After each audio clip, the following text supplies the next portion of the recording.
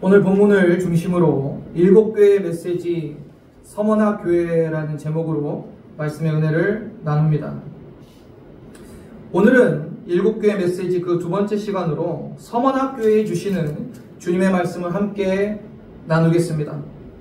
서머나 교회는 빌라델피아 교회와 함께 책망이 없는 칭찬만 있는 교회였습니다.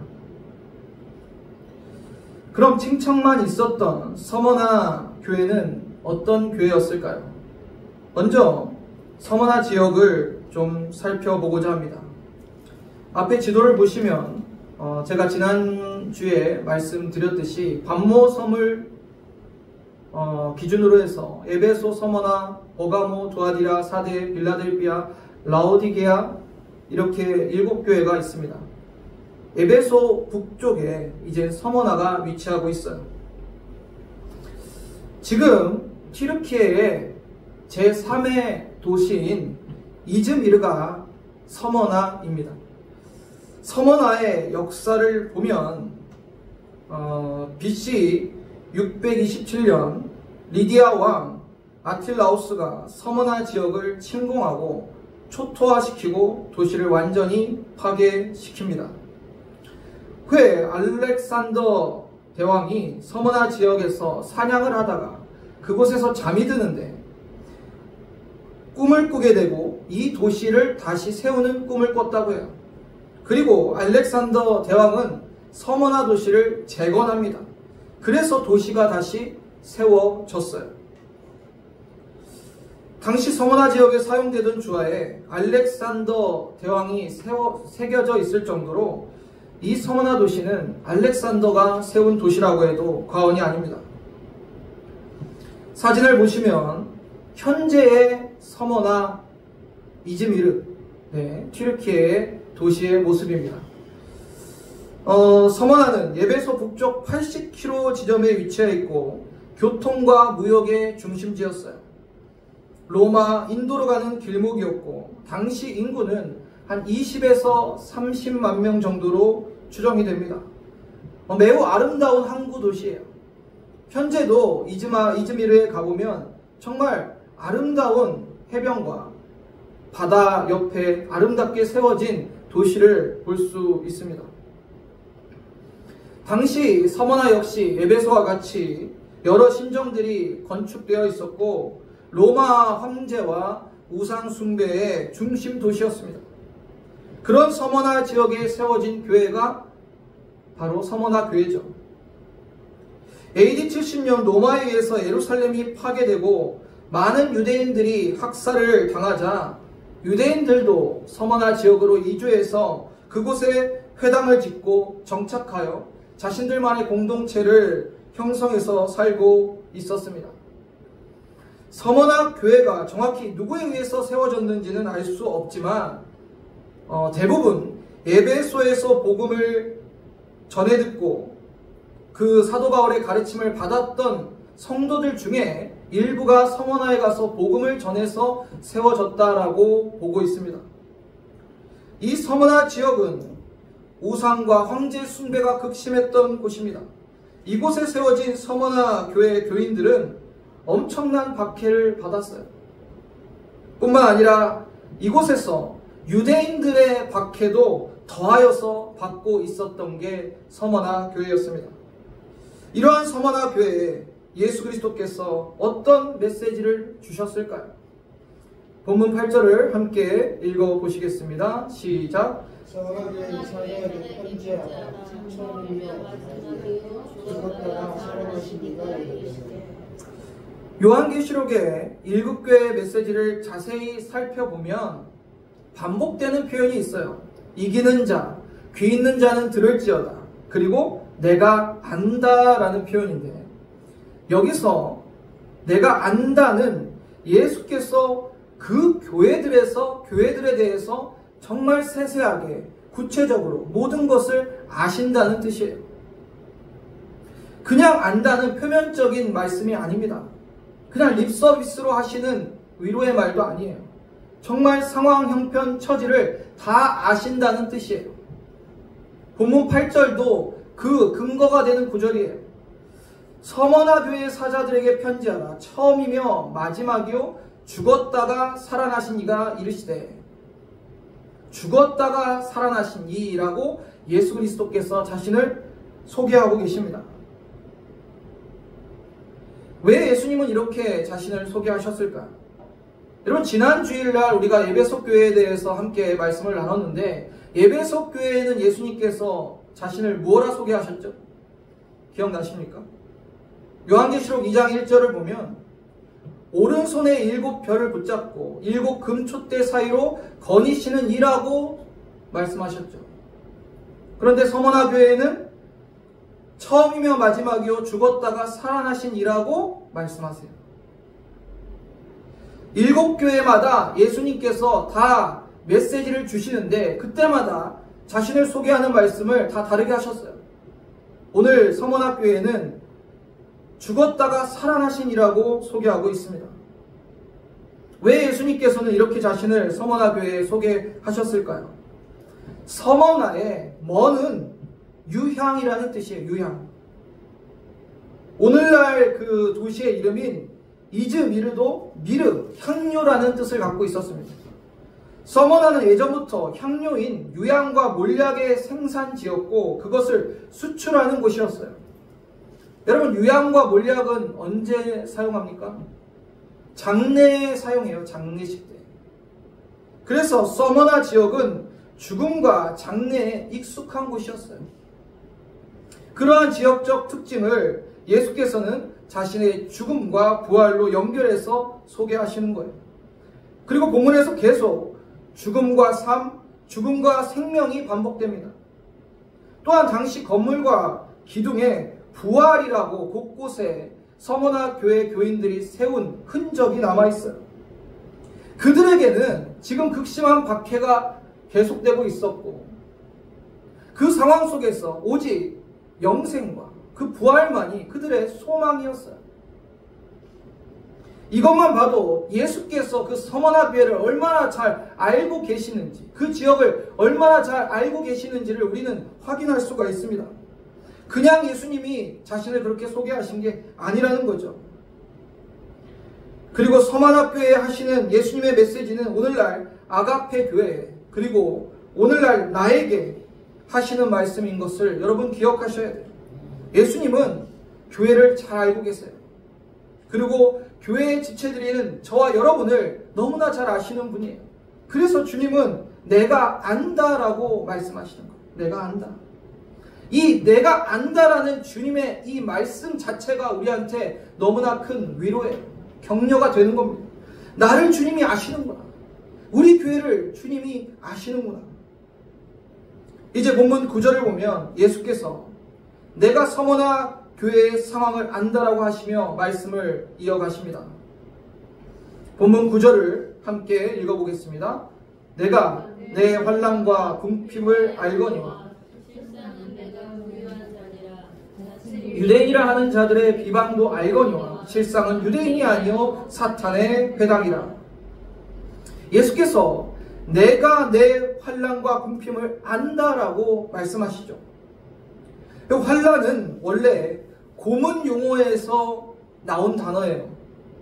사람을 눕혀놓고 그 위에 육중한 돌을 올려놓습니다. 그리고 몸이 부서지고 바스러질 때까지 고문을 하는 거예요. 고통을 주는 거예요. 그게 환난이라는 단어의 유래예요.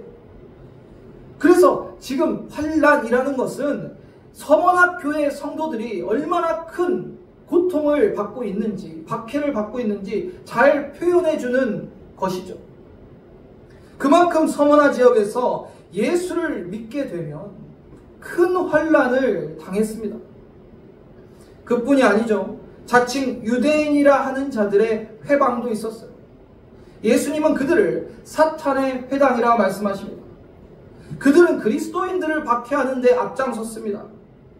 여러분, 어느 정도였냐면 유대인들이 안식일을 지키잖아요. 유대인들은 안식일날 아무것도 하지 않습니다. 그런데 교회 성도들이 화형을 당해요. 예수를 믿는다는 이유로 처형을 당하는 거죠. 그때 유대인들이 못했냐면 안식일인데도 장작을 패서 와서 그 화형을 하는데 땔감으로 갔다가 앞장서서 유대인들을 죽이는데 아주 열심히 했어요. 그 정도로 유대인들도 그리스도인들을 함께 박해했습니다. 여러분, 얼마나 끔찍한 박해가 있었는지 모릅니다.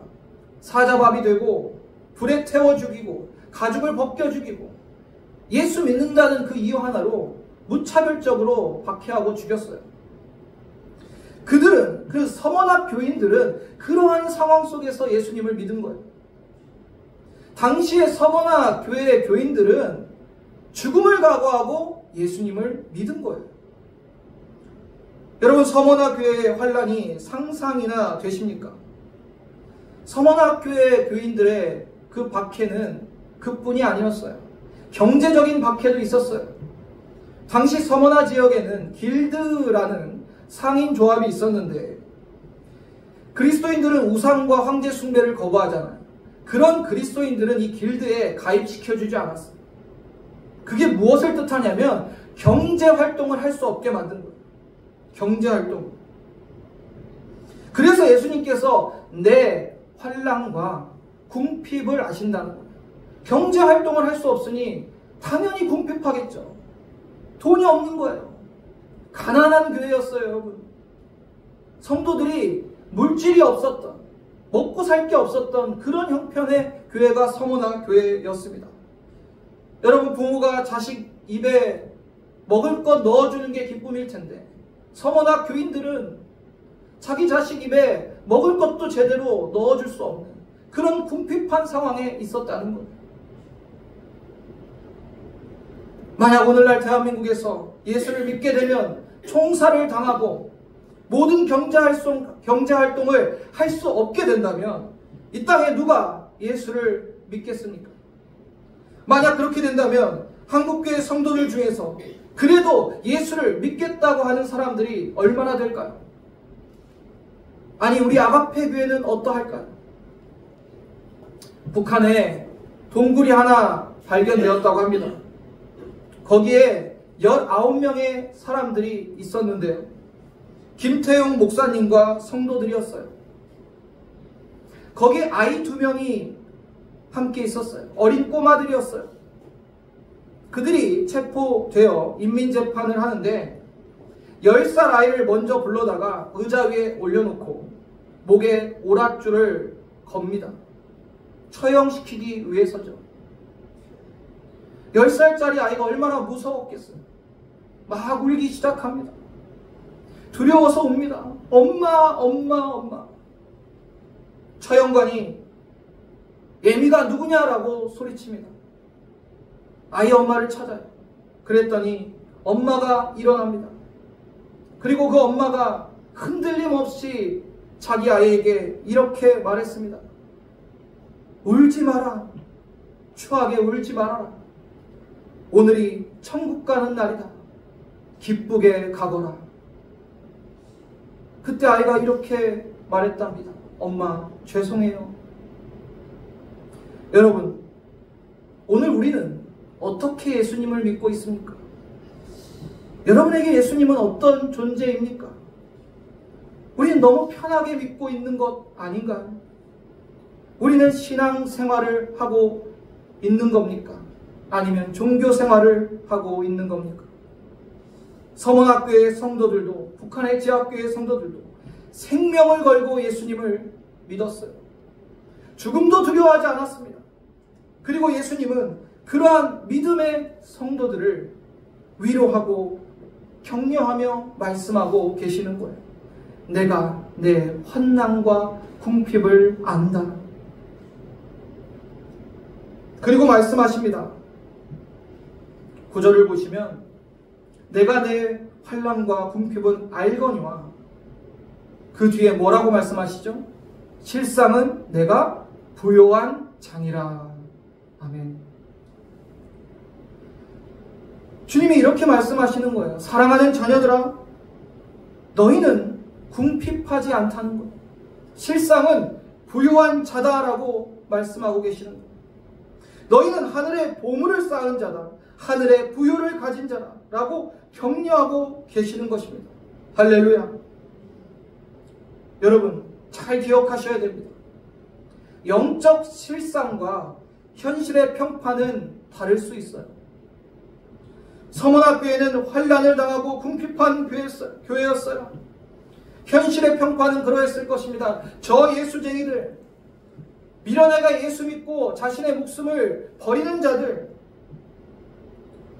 저 교회 나가면 사람 죽어나가는 곳, 경제활동도 제대로 못해서 가난한 교회, 뭐하러 예수 믿느냐고 서문학교회를 손가락질했을 거예요. 궁핍했어요. 교회 재정도 없었고 언제 죽을지 모르는 그 형편이 서문학교회의 상황이었어요.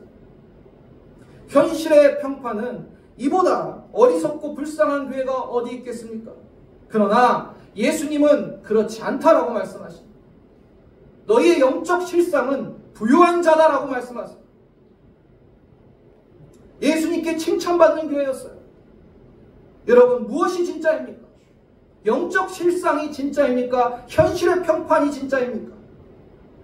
오늘 우리 아가페 교회가 서문학교회 같이 되기를 간절히 소망합니다. 현실의 평판은 삼각교회고 재정도 없고 교회 겉으로 드러낼 만한 거 없다 할지라도 영적 실상은 주님께 부유하다 칭찬받는 교회, 주님께 잘했다 칭찬받은 교회가 우리 아가페 교회가 되기를 소망합니다. 오직 주님의 마음에 합한 보석 같은 믿음을 소유하고 어떤 환난과 궁핍이 온다 할지라도 예수 그리스도만 섬기는 교회 되기를 축복합니다. 이제 본문 10절을 이어서 보시겠습니다. 너는 장차 받을 고난을 두려워하지 말라. 볼지어다 마귀가 장차 너희 가운데서 몇 사람을 옥에 던져 시험을 받게 하리니 너희가 10일 동안 환난을 받으리라.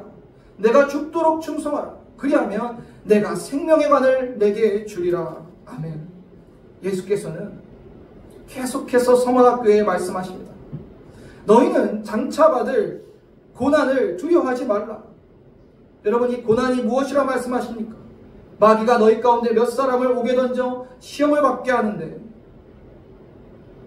이 얘기는 서머나 성도들 중에 몇 사람이 감옥에 갇히고 순교하는 일이 일어날 것이라는 거죠. 그리고 그 일은 10일 동안 이어진다고 말씀하십니다. 여러분 여기서 10일은 그냥 문자적으로만 받아들이시면 안 되고 제한적 시간, 기간을 말하는 거예요. 계속되는 환난은 아니지만 제한적 기간 동안 서문학교의 성도들의 순교하는 그 환난이 있을 거라는 주님의 말씀이에요. 정리하면 그렇습니다. 그런 환난을 이미 받고 있고 앞으로도 받게 될 것이지만 예수께서는 너희가 죽도록 충성하라라고 말씀하고 있습니다. 서문학교에 많은 순교자들이 나왔어요. 그 중에 대표적인 순교자가 바로 서문학교의 감독이었던 폴리갑이었습니다. 여러분 폴리갑은 들어보셨죠? 사도 요한의 제자였고 서문학교의 감독이었습니다. 그리고 주 155년경에 순교를 당하게 됩니다. 지금도 서문화에 가면 이즈미르죠. 이 폴리갑 기념교회가 세워져 있습니다. 폴리갑이라고 적혀 있죠. 폴리갑이 86세 때 그 지방의 총독 게르마니쿠스의 재판정에 서게 됩니다. 군중들은 그를 사자밥으로 던지라고 외쳤습니다. 사자들이 폴리갑에게 달려들지 않습니다. 그러다 군중들은 물러서지 않고 그를 화형에 처하라고 외칩니다. 이때 안식일임에도 불구하고 유대인들이 앞장서서 폴리갑을 죽이라고 외쳤어요. 장작더미에 폴리갑을 묶어놓고 재판관이 폴리갑에게 마지막으로 묻습니다. 예수를 부인하면 살려주겠다. 예수를 단 한 번만 네가 부인한다고 하면 내가 너를 살려주겠다라고 말합니다. 그때 그 유명한 폴리갑의 말이 이렇습니다. 나는 86년간 그분을 섬겨왔고 그분은 나를 한 번도 모른다고 한 적이 없는데 내가 어떻게 나의 주님을 모른다고 하란 말인가? 이렇게 말하고 기꺼이 화염 속에 주님의 품에 안겼습니다. 예수께서 죽도록 충성하라 그리하면 생명의 관을 내게 주리라 하시는 그 주님의 말씀에 따른 것이죠. 이 폴리갑의 모습이 오늘 우리에게도 귀한 믿음의 도전이 되지 않습니까? 여러분, 환난 가운데 충성하는 것이 어떤 것일까요? 어떻게 그런 충성을 할 수 있을까요? 제가 전에 사우디아라비아 왕이 타는 말을 훈련시키는 그 내용을 본 적이 있어요. 사우디아라비아 왕이 타는 말을 훈련시킬 때 어떻게 하냐면 월등히 우수한 말들을 당연히 선발하겠죠. 그 중에서도 몇십 마리를 추려서 훈련을 하는데 이 마지막 훈련이 기가 막힙니다. 이건 어떤 훈련이냐면 어떤 상황에서도 조련사들의 휘슬이 울리면 그 자리에 멈추는 거예요. 모든 동작을 멈추는 거죠. 이렇게 훈련을 시킨 이후에 3일 동안 사막으로 보냅니다. 그리고 물 한 모금 주지 않아요. 3일 동안. 기진맥진할 때까지 그 사막에 둡니다. 그러다가 3일 후에 그 말들을 물가로 데려가요. 그럼 어떡하겠습니까? 말들이 정신없이 물가로 뛰어가겠죠. 물을 마시려고. 그리고 물 앞에 도착해서 물을 딱 마시려는 순간에 휘슬을 불어요. 휘슬을 불어요. 평소에 휘슬 소리에 멈추도록 훈련을 받았지만 그 극한 상황에서 대부분의 말들은 허겁지겁 물을 마신답니다. 그런데 그런 상황에서도 휘슬 소리를 듣고 멈추는 말들이 있어요. 그 말들에게 낙인을 찍어 준답니다. 어떤 낙인인 줄 아십니까? 왕을 섬기기에 합당한 말이라고 낙인을 찍고 그 말들이 왕이 타는 말이 되는 거예요. 여러분, 충성이란 이런 거예요. 충성이. 아무리 극한 환난과 상황이 우리 앞에 놓여 있더라도 주님의 휘슬이 불리면 우리는 멈추는 거예요. 주님께만 충성하는 거예요. 주인의 휘슬이 불리면, 주님의 말씀이 떨어지면 내가 어떠한 상황이라도 그 말씀에만 순종하는 거예요. 이게 주님이 말씀한 죽도록 충성하라는 그 뜻입니다, 여러분. 환난이 와도 궁핍이 와도 내가 죽을 것 같은 상황이라도 주님의 말씀이 임하면 그 말씀에만 순종하고 그 말씀에만 따르는 것이 왕을 섬기는, 만왕의 왕을 섬기는 성도들의 모습 아니겠습니까? 우리는 우리의 주인이신 예수님을 절대 배반할 수 없어요. 설령 내 생명을 잃어버린다 할지라도 우리는 배반할 수 없습니다. 예수께서 그러한 서머나 교회에게 너희가 그렇게 충성하면 내가 생명의 관, 생명의 면류관을 주신다고 약속하십니다. 얼마나 그들에게 소망이 되는 말씀일까요? 그리고 한 가지 더 놀라운 것 말씀드릴까요? 왜 예수님이 면류관이라는 표현을 쓰셨을까요? 너희를 구원해 주겠다, 너희를 천국으로 인도하시겠다, 그렇게 말씀하셔도 같은 표현 아닐까요? 그런데 생명의 면류관이라고 말씀하셨어요. 화면을 보시면 당시에 서머나 도시를 재현한 그림인데 면류관 모양이 보이세요? 보이시죠? 서머나 도시가 이 면류관 모양이 있었던 도시예요. 그 지역적 특징을 예수님께서 아시고 이러한 표현을 쓰신 거예요. 기가 막힙니다. 여러분, 성경의 말씀 하나하나가 그냥 기록된 말씀이 하나도 없어요. 서머나 지역 성도들에게 이 면류관이라는 건 자신이 사는 지역에 익숙한 거예요. 익숙한. 그래서 예수님께서 내가 안다라고 했을 때 그 안다는 것은 엄청난 의미가 있는 거예요. 그냥 단순히 나 서머나 교회 알아 정도가 아니라 그 지역의 모든 상황, 환경, 형편, 특색까지도 다 알고 하시는 말씀입니다. 이제 예수님께서 마지막으로 서머나 교회에게 말씀하십니다. 11절을 함께 읽어보겠습니다. 귀 있는 자는 성령이 교회들에게 하시는 말씀을 들을지어다. 이기는 자는 둘째 사망의 해를 받지 아니하리라. 아멘. 이기는 자, 곧 믿음을 끝까지 지킨 성도들을 말합니다. 그들은 둘째 사망, 곧 요한계시록 20장 14절에 불못에 던져지는 그 형벌을 말하죠. 지옥의 해를 받지 아니할 것이다 라고 약속하고 계십니다. 성도 여러분, 오늘 서머나 교회에게 주신 예수님의 음성이 동일하게 우리 아가페 교회에 하시는 음성임을 깨달으시길 바랍니다. 우리 교회가 어떤 상황인지, 어떤 형편인지, 어떤 어려움이 있는지 주님이 다 알고 계세요. 너무나도 잘 아세요. 아가페 교회야, 내가 너희를 안다라고 말씀하고 계시는 것. 이 말씀이 곧 우리에게 위로와 격려가 되는 것입니다. 여러분, 환난이 좀 오면 어떻습니까? 궁핍이 좀 찾아오면 어떻습니까? 주님이 우리 교회를 아신다고 하시고 주님이 나를 아신다고 하시는데 여러분, 그거면 된 거 아닙니까?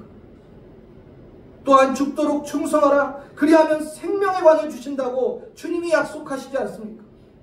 우리는 오직 우리의 주인 되신 예수님의 말씀에만 반응해야 돼요. 수백억을 벌 수 있는 기회가 우리 눈앞에 있다 할지라도 주님이 멈추라고 휘슬을 분다면 우리는 멈춰야 되는 거예요. 순교의 잔이 앞에 있더라도 주님이 마시라고 하면 마실 수 있어야 되는 거예요. 그리하면 주님의 약속대로 죽었다가 다시 살아나시니 곧 우리 구주 예수 그리스도께서 우리를 둘째 사망, 지옥의 해를 받지 않게 하신다고 약속해주고 계시지 않습니까? 그리하여 하나님의 영광에 참여하고 주님과 함께 영원한 영생을 우리는 누리게 되는 것입니다. 사랑하는 성도님들, 죽음도 환난도 궁핍도 그 무엇도 주님을 향한 우리의 사랑과 충성을 멈출 수는 없습니다. 우리 교회와 나를 너무나도 잘 아시는 주님, 그 주님이 어떤 환난이 와도 이길 힘을 주신다는 것을 믿으시길 바랍니다. 그 주님의 위로와 격려, 약속을 믿고 끝까지 주님께 충성하며 생명의 면류관을 얻으시는 저와 여러분 되기를 주님의 이름으로 축원합니다.